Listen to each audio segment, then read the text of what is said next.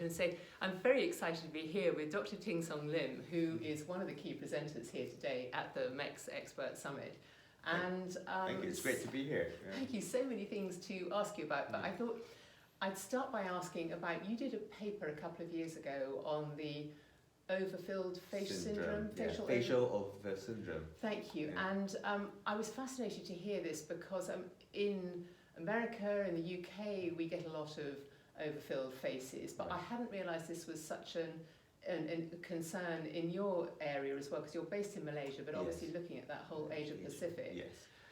So could you talk about that? Yes, I think facial overfill syndrome is even more prominent in Asians because we do have a lot, if you look at the skin quality and the bone frame, we have smaller bone frame to begin with. We have more connective tissues to begin with. And the concept of what we look at volume changes that we see in Caucasians is much lesser in Asians. So the minute we decide to put more volume into the face, that's where we go wrong. Okay. And it indeed, although we do not have a lot of facial expressions compared to Caucasians, we don't make a lot huge facial expressions, but there are areas that we are very sort of heavy to begin with, like our mid cheek, mid face. Yeah. And this is where I think when we have we apply what we have been doing in the West and bring it to the East, is where we see the changes, because when you actually inflate the mid face, and that's when they have this dynamic movements, and you'll see two big chunk of balls on the face. You don't want that. Exactly. You so don't want that. And so much of all these trends is driven by Instagram, isn't it? Is this something you see?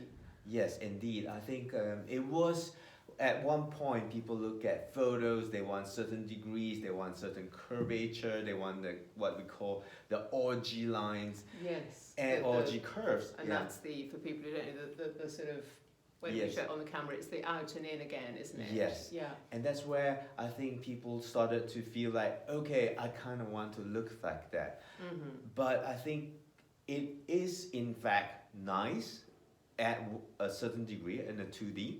But if you look at 3D, you start to have animation. That's something that goes wrong. Yes, because it's completely different when the face is in movement, isn't it? Exactly. Yeah. And the other thing about having volumes in there is I believe that when you have enough volume, these volumes actually migrate. And that's what happened, because lots of people that come in, they are so focused on certain lines, like the tear trough, the nasolabial fold, the Marriott lines, and they look at lines. And what happened is when injectors started to put volume in there, it looks great for the first few months. Yeah.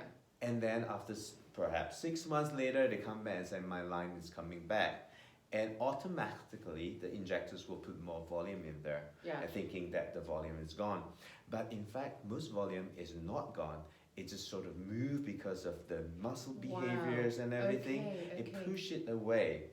And then when they push away from the area they were injected, then we feel that it's inflated, it's deflated. Yeah. And then we started to put more in there. Mm-hmm.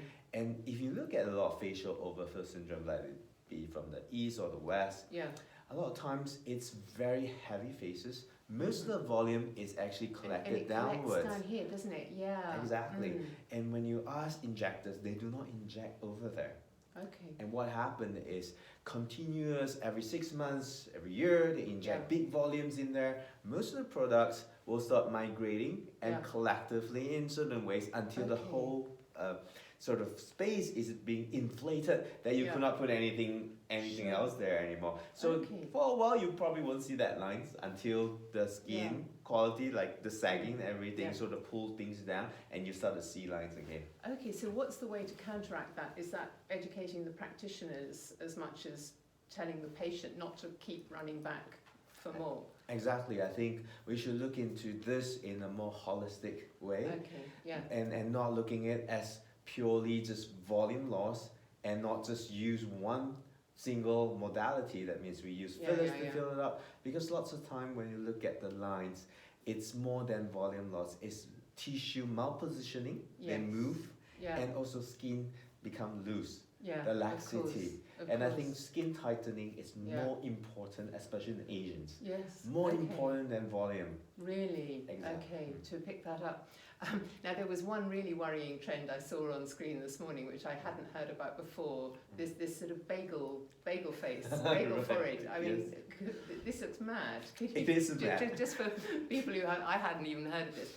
Can you tell us what it is? I mean, this is not a serious aesthetics thing. This is a mad thing people are doing in Japan. It is. Is it like it is kind of like a fun thing that they inject normal saline into the space and they kind of saline just on the forehead. Yes. Yeah. And it's just kind of And press you it put in a- to make like a Yeah, donut so- or like a bagel. I'll drop a picture. It's completely mad, but It is. in a way, it's not going to stay. It's a saline. Yeah. It's going to be gone. It's going to very be soon. gone. But what Okay. we want to talk about is why are we creating something that is absurd, like Yes. and leave it there for the longest time. Yeah.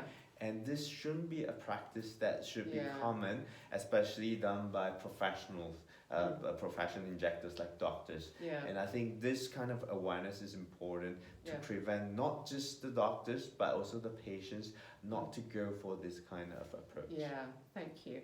And one last thing I wanted to talk about, or one other thing I wanted to talk about, was skin clarity and how you were pointing out for any age, skin clarity is a really vital thing, and that's something we can educate all ages of patients around, isn't it? Yes, indeed. I think if someone is resistant, because I've seen people who are really ready to jump into aesthetics, they want to get things done, they kind of want to improve themselves, and there are those who are more conservative and feel like I don't want to do something that is going to change myself too much, but I just need something to be done Yes. that I can feel great about myself.